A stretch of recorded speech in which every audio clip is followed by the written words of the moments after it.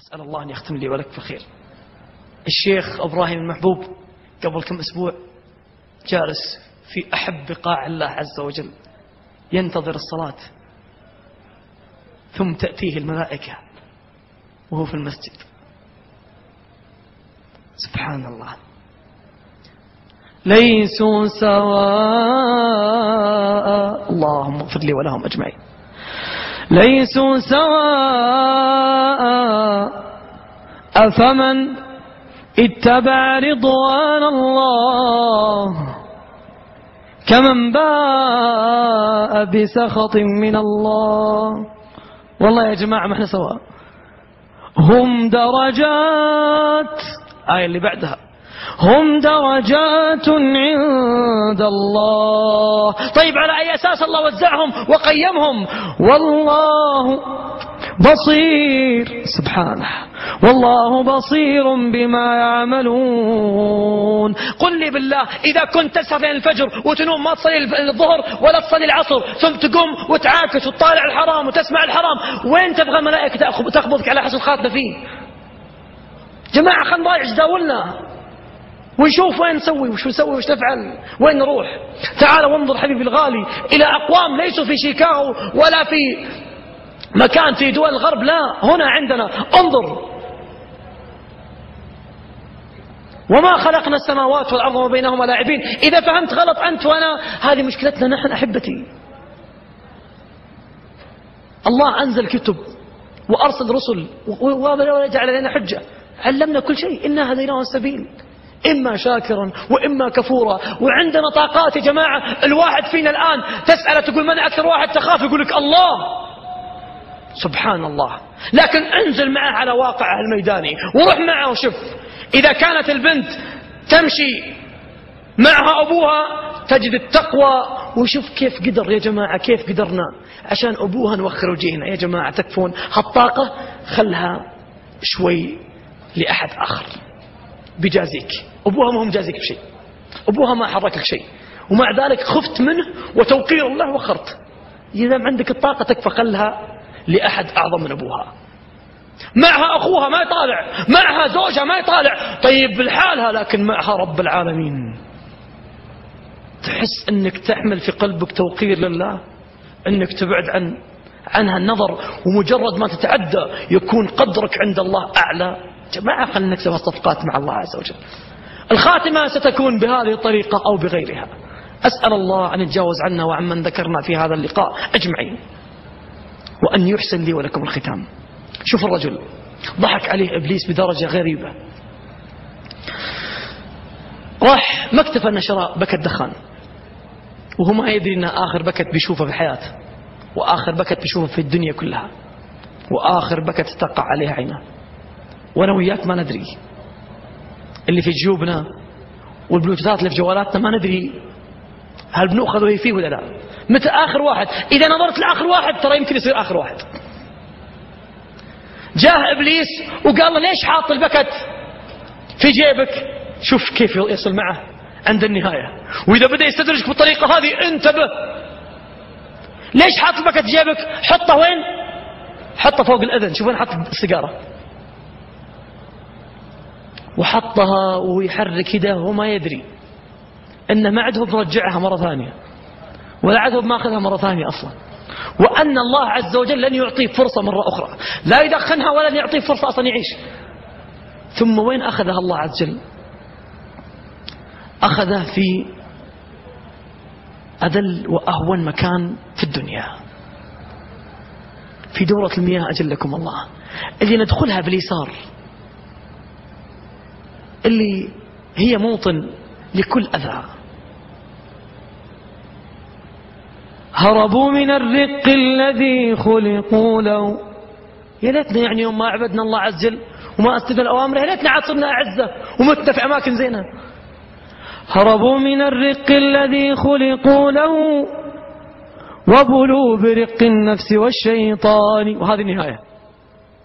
يسجد أمام مرحاض. لمن سجد في حمام ما ندري، لكن الله يعلم. طيب كم مرة هو سواها ودخل الحمام بسيجارته ما فضحها الله عز وجل لكل نبأ مستقر، لكل نبأ مستقر، وسوف تعلمون. لكل نبأ مستقر وسوف تعلمون. اللهم أحسن الختام.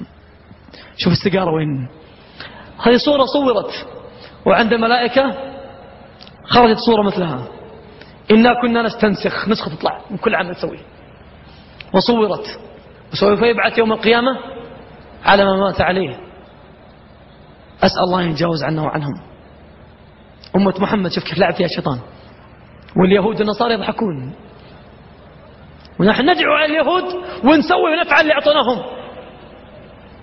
انظر وين وجهه. نسأل الله العافية. يعني هالدنيا كلها ما اختار لها الله عز وجل هالمكان. والله لو مات وهو جالس على هالمكان إن كان والله العظيم مصيبة. والله لو مات ورجل في المرحاض أنها مصيبة. كيف يكون وجهه في المرحاض؟ ومن يهن الله،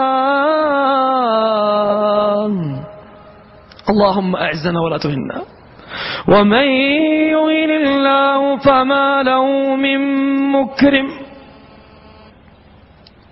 ليش الشيخ إبراهيم يموت في المسجد؟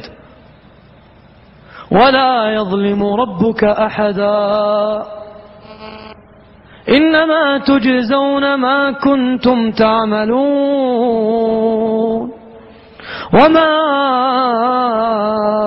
أنا بظلام سبحان وما أنا بظلام للعبيد، أفمن كان مؤمنا كمن كان فاسقا لا يستوون.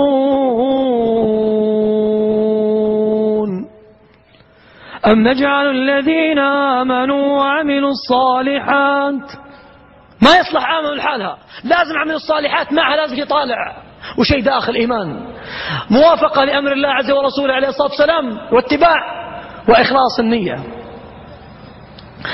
أم نجعل الذين آمنوا وعملوا الصالحات كالمفسدين في الأرض أم نجعل المتقين كالفجار.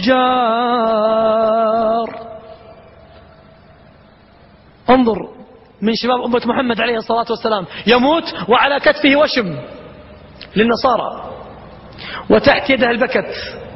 الله كان قادر يأخذه قبل لا يطلع البكت وما يخلي الناس يشوفون معه بكت، ما يخلي الناس يدرون أن عنده سوء خاتمة. لكن لكل نبأ مستقر. انظر بالله هذه الصورة. نسمع كثير قالوا والله اللي يغسلون الأموات قالوا والله كنا غسله وفجأة تغير وجهه. قلنا هالمطاوع كذابين، يعني إيش بيغير وجهه؟ صح، لكن ليس الخبر كالمعاينة وليس من رأى كمن سمع. ويا جماعة ترى الصور هذه والله ما أخذتها من انترنت ولا أخذتها من موقع. الصور معي الحقيقية اللي أخذها الضابط المباشر اللي صورها، الصور الحقيقية الأولى التي التقطت من الكاميرا الأولى. انظر لون البطن أبيض، أبيض ناصع، شاب أبيض ولابس فنيلة سوداء،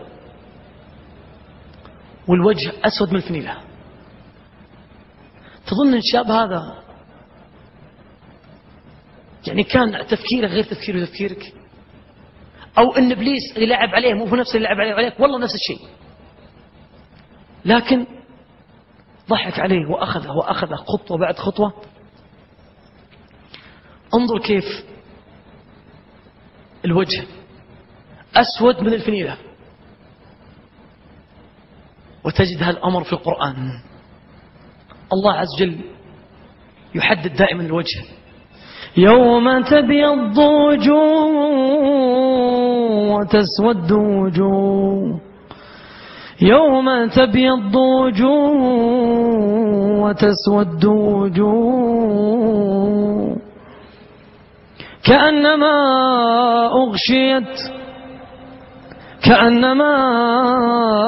أغشيت وجوه